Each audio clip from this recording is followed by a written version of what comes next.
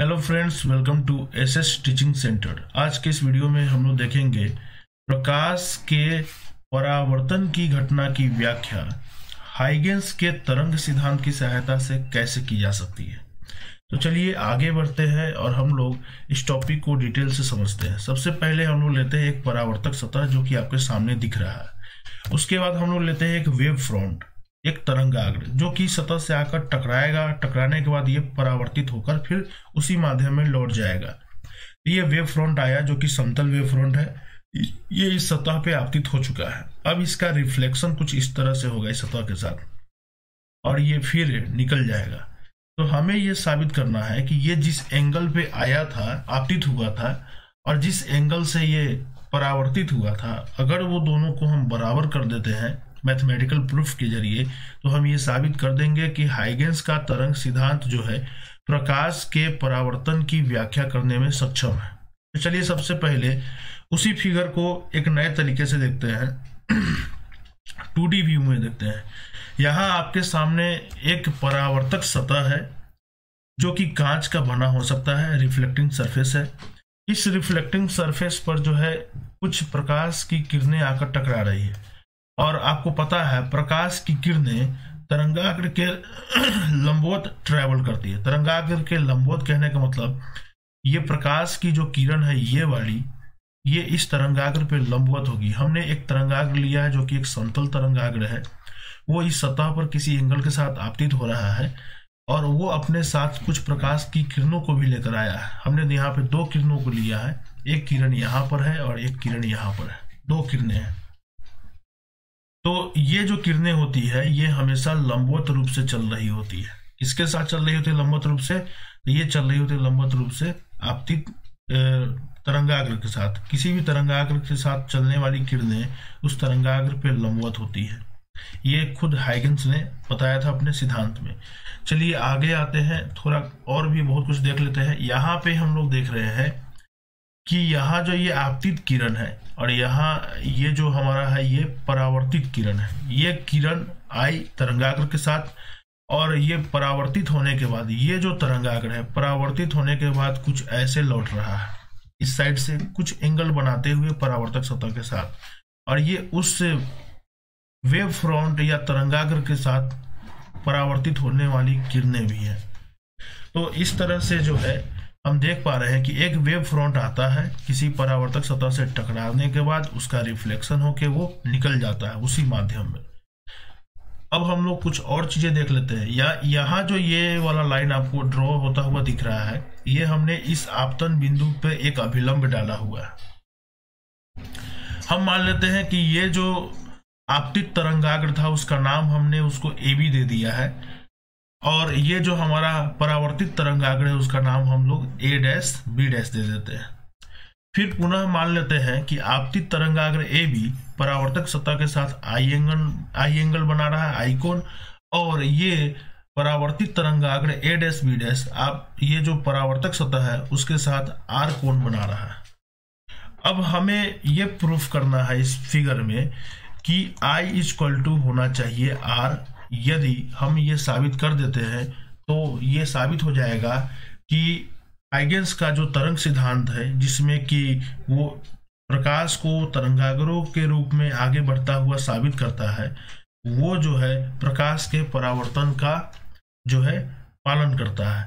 तो इस तरह से इस चीज को साबित करने के लिए चलिए आगे बढ़ते हैं और इसको जो है अलग तरीके से थोड़ा हम लोग देखेंगे, क्योंकि ये बहुत ही अलग तरीके का टॉपिक होगा। ये प्रकाश का जो परावर्तन का जो दो नियम है आपने शुरुआत में पढ़ा होगा प्रकाशिकी में, उसे आपने सीधे सीधे पढ़ लिया होगा। उसका प्रूफ आज हम लोग देखेंगे यहाँ पर। तो हमें प्रूफ करना है I इक्वल टू R, लेकिन उससे पहले हम कुछ और चीजों को अजम करते हैं, उसको और मानते हैं। क्या मान लेते हैं? जिस माध्यम में ये सारा खेल चल रहा है उस माध्यम का अपवर्तनांक n लेते हैं और उसी माध्यम में प्रकाश का वेग जो है हम लोग चाल भी लेते हैं, उसका जो चाल है भी लेते हैं। अब एक इंटरेस्टिंग सी बात यह है कि तरंगाग्र A', B' जो है जिस एंगल पे ये आकर टकराया है उसको गौर से देखिए। तो कुछ समय के बाद आपको बहुत ही अच्छे से पता है कि B यहाँ से ट्रेवल करते हुए यहाँ तक पहुंचेगा और ये यहां से उठकर ए डैश तक पहुंचेगा, यानी बी जो है जाएगा बी डैश पॉइंट तक और ए जो है जाएगा ए डैश पॉइंट तक। और इसके यहां जाने और इसके यहां आने का जो समय होगा दोनों के दोनों सेम होगा। और चूंकि प्रकाश की चाल किसी माध्यम में, किसी खास माध्यम में नियत रहती है, इस कारण से यहाँ ये लौटने वाली जो किरण है और यहाँ से यहाँ जो आने वाली किरण है, दोनों का चाल सेम होगा। इसी चीज का फायदा उठाते हुए हम लोग इसको प्रूफ करने वाले हैं। ए डैश की दूरी को हम लोग प्रूफ करेंगे। तो देखिए ए डैश, ये जो डिस्टेंस है इसको हम ऐसा लिख सकते हैं, दूरी बराबर होता है चाल गुने समय। और यहाँ जो ये किरण लौट रही है उसकी चाल है v और समय ले रहा है t। उसी तरह हमें ये चीज भी देखिए, ये जो किरण है बी डैश, ये जो दूरी तय कर रहा है वो है बी डैश और दूरी बराबर होता है चाल गुने समय। अब देखिए दोनों का RHS बराबर है तो LHS भी बराबर होना चाहिए। तो इस तरह से यहाँ प्रूफ हो गया ए डैश इक्वल टू होना चाहिए बी डैश। बहुत ही अच्छे तरीके से हमने एक रिलेशन प्राप्त किया और ये रिलेशन जो है किस के बीच डिस्टेंस को, ए और ए डैश के बीच की दूरी और बी डैश के बीच की दूरी को हमें देता है। अब आगे आते हैं, अब हम बात कर लेते हैं, जरा गौर से देखिए इस ट्रायंगल की बात कर लेते हैं। ट्रायंगल ए डैश और बी डैश, या इसको आप ऐसे भी लिख सकते हो triangle A B dash A dash. ये triangle A B dash A dash, ये जो हमारा ट्रायंगल है, ये जो आप देख पा रहे हैं, इस ट्रायंगल में एक एंगल है 90 डिग्री और एक एंगल है R। और आपको बहुत बेहतर तरीके से पता है कि अगर किसी ट्रायंगल में या किसी त्रिभुज में अगर एक कोण 90 डिग्री का हो जाए तो वो एक समकोण त्रिभुज होता है। और समकोण त्रिभुज के लिए आप बहुत ही आसानी से ऐसा लिख सकते हैं, साइन R इक्वल टू, ये जो R है इसके सामने वाला जो साइड है ये बन जाएगा लंब और ये वाला जो साइड है ये बन जाएगा कर्ण। तो आप बहुत ही आसानी से लिख सकते हो साइन R इक्वल टू लंब का मान कितना है ए डैश है और कर्ण का मान कितना है बी डैश है। यहां से क्या हम इसको ऐसा लिख सकते हैं, A dash equal to B dash sign R। एक इक्वेशन नंबर 2 ले लेते हैं इसको। और फिर क्या हम यही रिलेशन जो है ट्रायंगल इसमें लगा सकते हैं, क्या ट्रायंगल ए बी और बी डैश में, क्या यही रिलेशन यहां नहीं लगा सकते हैं, ए बी डैश। तो यहां भी देख लेते हैं ट्रायंगल ए बी डैश को देख लेते हैं। इस ट्रायंगल में भी गौर से देखिए, यहाँ 90 डिग्री का एंगल बन रहा है, ये उसका एक साइड हो गया, ये उसका एक साइड हो गया, ये उसका एक साइड हो गया। ये उसी ट्रायंगल में ये वाला एंगल बन रहा है I। और हमें बहुत अच्छे से पता है कि किसी समकोण त्रिभुज में कोई एंगल दिया हो तो हम ऐसा लिख सकते हैं, साइन थीटा इक्वल टू होता है लंब बटा कर्ण, यानी साइन I इक्वल टू हो जाएगा, यहाँ लंब का काम करेगा बी डैश, उसके सामने वाला एंगल, और उसके साइड वाला ये जो एंगल है ये काम करेगा कर्ण का। 90 डिग्री के सामने वाला जो भुजा होता है वो काम करता है कर्ण का। तो ये जो हमारा साइड है, भुजा है ए बी डैश, ये काम करेगा कर्ण का। इस तरह से क्या हम ऐसा लिख सकते हैं, B dash should be equal to A B dash sine I। इसको इक्वेशन नंबर 3 ले लेते हैं।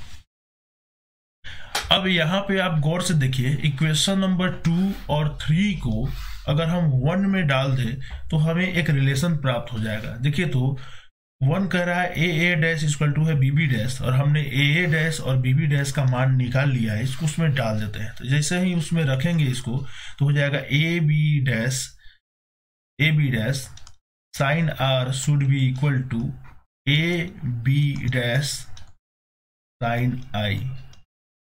और ए डैश और ए बी डैश दोनों चूंकि कॉमन है तो ये कट जाएगा और अंत में हमें ये रिलेशन बचेगा। इसको हम थोड़ा सा सुधार कर ऐसे लिख देते हैं उलट कर, sine I equal to sine R। और यदि मान ले कि यह एंगल I और R इतना छोटा हो, इतना ज्यादा छोटा हो कि उस केस में हमारा साइन I जो है I के इक्वल टू हो जाए और साइन R जो है R के इक्वल टू हो जाए, या इक्वल टू नहीं भी हो तो उसको हम लोग कह सकते हैं लगभग बराबर हो जाए। ठीक है, इक्विवेलेंस उसको कह सकते हैं। साइन आई इक्विवेलेंस हो जाए आई के, साइन आर इक्विवेलेंस हो जाए आर एंगल के। तो जब एंगल छोटा होता है ना, तो साइन का जो वैल्यू होता है उसके थीटा के आसपास आता है, यानी जो ये एंगल का मान होगा वो पूरे के पूरे साइन का मान के बराबर आ जाएगा। तो इस कारण से इसी चीज का हम उपयोग करते हुए क्या हम लोग नहीं लिख सकते हैं sine I should be equal to sine R, उसकी जगह हम लिख सकते हैं आई इक्वल टू आर। और जरा गौर से देखिए आई क्या है जी, आई है ये आपतन कोण और ये है परावर्तन कोण। और कोई भी परावर्तन का जब भी कहीं किसी सतह पे परावर्तन होता है प्रकाश का, तो ये नियम जरूर पालन किया था। प्रकाश के परावर्तन का ये सबसे महत्वपूर्ण नियम है कि आपतन कोण परावर्तन कोण के बराबर होता है, जो कि प्रूफ हो चुका है। अब आप कहेंगे सर वो तो हमने पढ़ा था किरण के केस में, यहाँ तो आपने ये वाला एंगल सरफेस के साथ प्रूफ कर दिया। हमने तो पढ़ा था कि आपतित किरण और अभिलंब के बीच का जो कोण होता है वो होता है आपतन कोण। जरा गौर से देखिए वही ए एंगल है, हम सिर्फ इस पे समझा देते हैं, आप इस पे ऑलरेडी समझ लेना। चलिए फिगर को जो है थोड़ा साफ सुथरा कर लेते हैं। यहाँ पे हमने जो प्रूफ करना था प्रूफ कर दिया है। अगर जिन लोगों को ये चीज नोट करना है वीडियो को पॉज करके नोट कर सकते हैं। अब हमने इसको साफ कर दिया हुआ है। अब हम यहाँ पे आ जाते हैं और इसमें देख लेते हैं कि कैसे जो है ये एंगल आई ही होगा। तो जरा गौर से देखिए, हमें हाइगन्स महोदय ने बहुत ही अच्छे से बताया था कि अगर कोई तरंगाग्र कहीं पे ट्रेवल कर रहा है, जैसे ये कोई तरंगाग्र है, तो इसके साथ साथ प्रकाश की किरणें भी ट्रेवल करती है। और ये जो प्रकाश की किरणें होती है, इनके जो चलने की जो दिशा होती है किरणों की, ये उस तरंगाग्र पर लंबवत होती है। ये चीज हमें हाइगन्स के सिद्धांत से बहुत ही अच्छे से पता है। तो उसी तरह ये जो हमारा प्रकाश का किरण है ये वाला, ये इस पर लंबवत होना चाहिए, यानी इसके साथ बनाना चाहिए 90 डिग्री का कोण। और 90 डिग्री का कोण अगर ये बना रहा है तो और अच्छे से इसको आप समझ सकते हैं। अब जरा गौर से देखिए ये क्या है जी, ये है अभिलंब। किसके साथ? तो ये अभिलंब है इसके साथ, इस सतह के साथ पूरा 90 डिग्री, इस इधर से भी 90 डिग्री। तो सोचिए ये पूरा एंगल है 90 डिग्री। उस पूरे के पूरे एंगल में जो है, उस पूरे एंगल में ये वाला एंगल है आई। तो आपको बहुत ही अच्छे से पता है कि टोटल है 90, तो ये वाला जो एंगल है ये एंगल होना चाहिए हमारा 90 माइनस आई। ठीक, अब फिर आते हैं। अब हमको ये बेहतर पता है कि ये पूरा का पूरा एंगल है 90, ये पूरा ये इसके साथ और इसके साथ बना हुआ कोण 90। उस 90 डिग्री में ये वाला हमें पता है कि ये है हमारा 90 माइनस आई। तो ये अपने आप आई हो जाएगा। क्यों? क्योंकि इसको आप ऐसे लिख लीजिए, मान लेते हैं इस एंगल को आप व्हाट मान लीजिए थोड़ा देर के लिए। तो यहां से लेकर यहां तक हमें पता है 90 डिग्री है, तो हम ऐसा लिख सकते हैं क्या, व्हाट जोड़ यानी ये वाला एंगल जोड़ ये वाला एंगल, और इस एंगल का मान कितना है 90 माइनस आई, 90 माइनस आई, और दोनों के दोनों मिलके होना चाहिए 90 डिग्री। आप देख सकते हैं ये और ये कट जाएगा और इस तरह व्हाट बराबर हो जाएगा आई। यानी कहने का मतलब है फ्रेंड्स, यहाँ कहने का मतलब ये है कि ये जो हमारा एंगल है इसको हमने प्रूफ कर दिया ज्योमेट्रिकली कि ये भी आई होगा, और जो कि यहाँ पर है। और ये क्या है, ये है आपतित किरण, ये है अभिलंब, और उसके साथ बना हुआ कोण कहलाता है आपतन कोण। ठीक वही कंडीशन यहाँ भी प्रूफ कर सकते हो आप सॉरी, वही कंडीशन जो है आप यहाँ भी प्रूफ कर सकते हो। या पूरा सीधा नहीं हो पा रहा है लेकिन फिर भी आप समझ सकते हैं एक अभिलंब है, और वही चीज आपको यहाँ निकल के आएगा। ये है हमारा परावर्तित किरण और ये हो जाएगा एंगल आर। और आपको बहुत बेहतर तरीके से पता है कि स्नेल्स का नियम तो खैर आगे पढ़ेंगे हम लोग परावर्तन का नियम जानते हैं कि आई साइन आई इक्वल टू बराबर होता है साइन आर, या आई इक्वल टू होता है आर। आपतन कोण इक्वल टू होता है परावर्तन कोण के। ये है परावर्तन का नियम। और ये एंगल दोनों के दोनों सेम है। तो इस तरह हमने जो प्रूफ किया है वेव फ्रंट के लिए, जो प्रूफ किया है वो ऑटोमेटिकली प्रकाश के किरण के लिए भी प्रूफ हो जा रहा है। इस तरह से जो है हम आज यहाँ कह सकते हैं कि ये जो हाइगन्स का जो प्रिंसिपल है, ये प्रिंसिपल जो है प्रकाश के परावर्तन यानी कि रिफ्लेक्शन की व्याख्या करने में सक्षम है। तो आज की इस वीडियो में इतना ही रहने देते हैं। ये बोर्ड एग्जाम स्पेशल है और आज लास्ट में चलते चलते आपको बता दूं कि इस टॉपिक पे क्वेश्चन कैसे आएगा। तो इस टॉपिक पे क्वेश्चन क्या क्या आ सकता है उसको मैं एक बार चर्चा कर देता हूँ। पहला क्वेश्चन ये आ सकता है कि प्रकाश के चलने की जो दिशा होती है वो तरंगाग्र के साथ होती है। तरंगाग्र और प्रकाश के चलने की जो दिशा होती है उसमें क्या संबंध है। पहला दे देगा कि प्रकाश तरंगाग्र के समांतर चलता है।